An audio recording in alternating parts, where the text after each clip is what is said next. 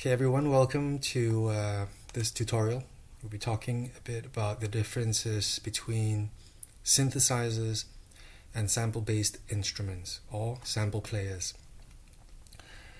I'll be explaining this to you right now, starting with Ableton Live, but midway through the video we'll switch over to Pro Tools so you know that it is exactly the same thing, the same concepts, but we're just using two different digital audio workstation applications. It really doesn't matter what you use because the concepts are really quite similar.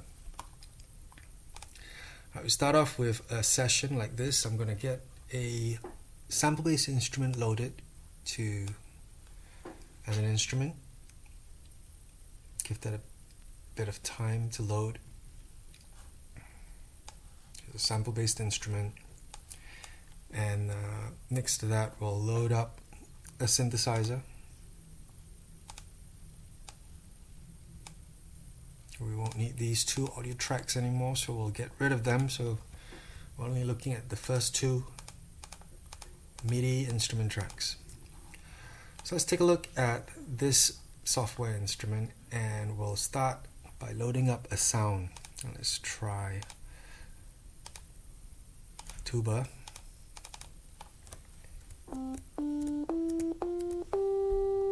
Alright, that's a sine tone from the operator instrument. I have it set to active and it's playing a regular sine tone.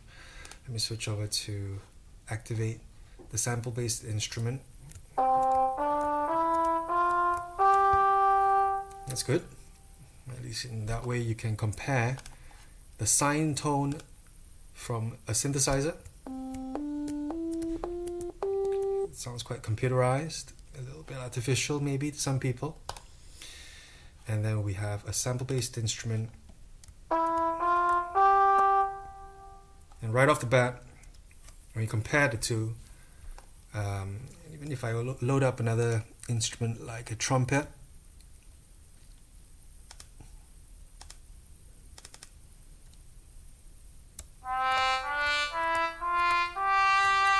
it sounds really realistic on the sample-based instrument, because a sample-based instrument is based on recorded wave files stored on your computer, and this instrument draws the wave files from this location on your hard drive. And I'll just show it to you right now. If you come over to, I'm just going to show you my sample folder, you can see here's Abbey Road 60s drum vintage library. It's part of a software instrument that I can load into Ableton or Pro Tools. And if you have a look at this NKX file, it's a 456 megabyte file that contains all the wave files required for this sample-based instrument to play.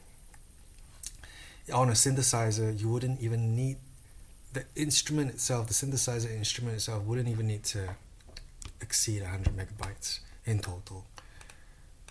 But a sample-based instrument like this, these samples belong to an instrument called Contact by Native Instruments. So I can load up any one of these instruments, and the file size is humongous. Like this particular collection of samples is 1.8 gigabytes, and the next one, and the next one, and the next one, and then maybe the last one is a little bit smaller. It's 153 megabytes.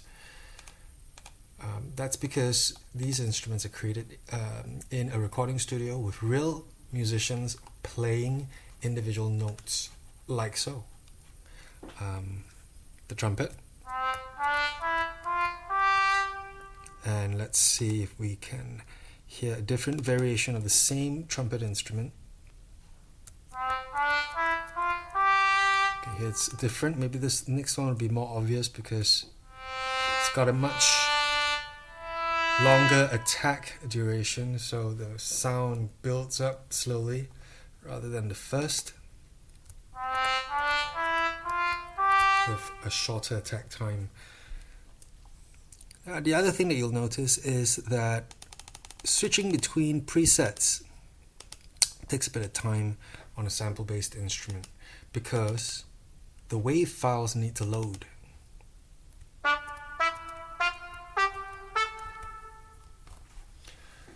And if we put this aside and look at operator now at the bottom left of the screen, this is a synthesizer. Well, this is as much as you need to see, so it doesn't get any bigger than this. But there are other synthesizers that look a lot more complicated than this one, and we will talk about it a little bit when we switch over the Pro Tools. So, a synthesizer switches between presets very, very quickly. Right? So, if I needed to load up a different sound in this instrument, it would be instantaneous. Let's try that. If we start with maybe one of those rhythmic moving sounds, Eurodance lead, that sounds good.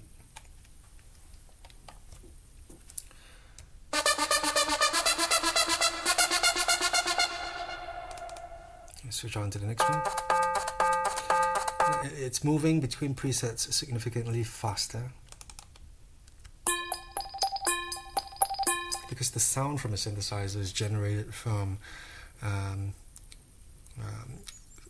tones. You know, these the sounds are created with oscillators, and what that means is sound is created by vibration, and this vibration tends to be measured as an oscillation. Right. So a sound is generated by an oscillator. The reason why we say oscillator, because when you vibrate, something usually vibrates in oscillations, and the speed of that vibration is measured in hertz. So a synthesizer like this, if we turn off all the other sounds and we just focus on this one oscillator, it's going to sound like this. Let's switch out of this and move to a blank sine tone. Right, there you go. Okay, let's try that again. We'll switch off the other three sounds. We're just listening to one oscillator, and we should get a pure tone. So this is what a sine tone sounds like. And I'm going to switch this from a sine tone to, say, something quite familiar also, sawtooth. It's a distinctly rougher sound.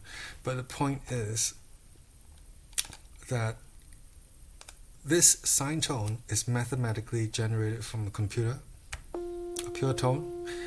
You might even recognize this sound. In the old days, when you turn on the television and there are no programs on, and they're testing both the color as well as the audio levels of a sine tone, you get that sound, that familiar computer-generated sound, and that's why it's called a synthesizer. Photosynthesis is food being created through sunlight, and the process is photosynthesis. So sound synthesis is creating sound from virtually nothing. Whereas on a sample-based instrument, you're dependent on recorded wave files. Without the wave files, you get no sound at all from the instrument. So you really need to have recorded samples, and the advantage of this, of course, is that you get a lot of different realistic sounds. But the disadvantage of that is that the disadvantage is that you need a lot of hard drive space to store these recorded instrument samples. A synthesizer, on the other hand, is it's just a very, very small program within a program, and you're basically building the sound with layers and layers of oscillators. So if I add a second oscillator, and this oscillator is a rough sounding sawtooth, this sawtooth is going to mix with the first sine tone to give me these two combined sounds. Right? And let's raise the volume on that one. Yep, there you go. So if I lower the volume of this harsh sine tone, it's going to interact with the sine tone below. I can add a third oscillator, and this third oscillator is going to have maybe a triangle waveform, and also I can mix the volume level as it interacts with the second and the first sound.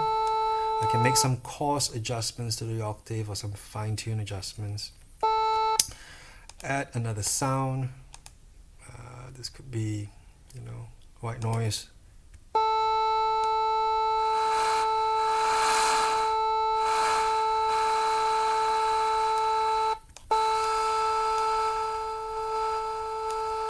And there you've got a roughly sculpted sound based on 4 oscillators interacting with each other in a linear manner. They can interact with each other in different ways.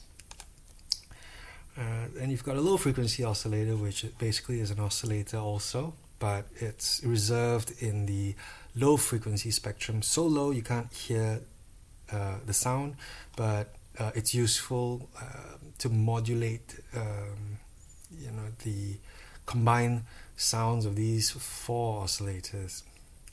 So I turn it on, for example, if we listen to the sound, this is an automatic low frequency oscillation, that is to say it's moving by itself, oscillating by itself at a certain rate and by a certain amount, and it's interacting with the sound here, which makes this synthesizer a sound that moves. So there are other parameters here that you can explore.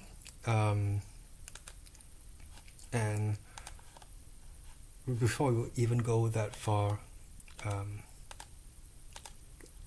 each one of these oscillators also has an envelope display for the sound.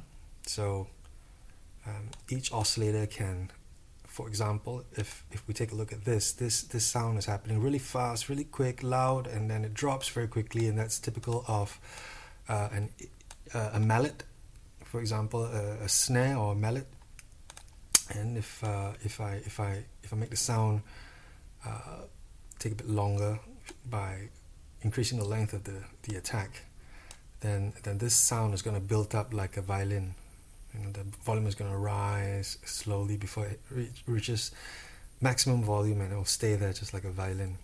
So when you make adjustments to each one of these oscillators and how the volume rises and decreases,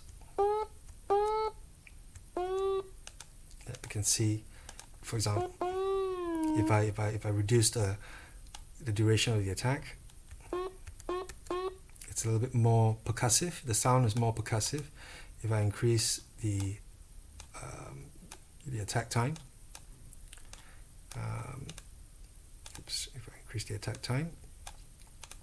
for each one of these sounds, it's going to sound very much less percussive. See that? It takes a longer time for the volume to reach maximum volume before staying there. And if I do this, it's going to remove virtually every bit of percussive element to this sound. The sound takes a while for it to rise and reach the top, but if I do this, shortening the attack of the sound,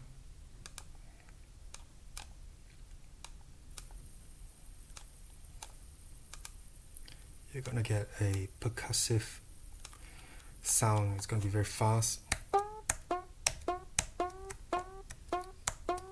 percussive in nature, and it sounds a little bouncy, of course, because of the low frequency oscillator. If I turn that off, it's very percussive sound. It's really fast, and that's how you generate sound that is not dependent on wave files. It takes a while for you to get the sound that you want, but it is very flexible. A synthesizer is very flexible for you to sound design, futuristic sounds. Sometimes you can recreate old stuff like sirens, but sirens may sound better if you record them from an actual ambulance. But then, where does the ambulance? How does the siren on a real ambulance? How is that sound created? And actually, it's synthesized with electronic circuits. So, hope that helps you understand a little bit more about the differences between a sample-based instrument based on wave files, recorded wave files, most likely recorded from real instruments played by real musicians in a studio, and then the wave files are mapped to individual key notes, individual pitches on a keyboard roll, and then after that's done, it's playable. A synthesizer doesn't depend on wave files. It's small in file size for the entire mini program. You don't need massive amounts of storage for the wave samples. It's good for electronic music, but it's also good for compositional techniques that require unique sounding instruments that are not in the realm of electronic music necessarily.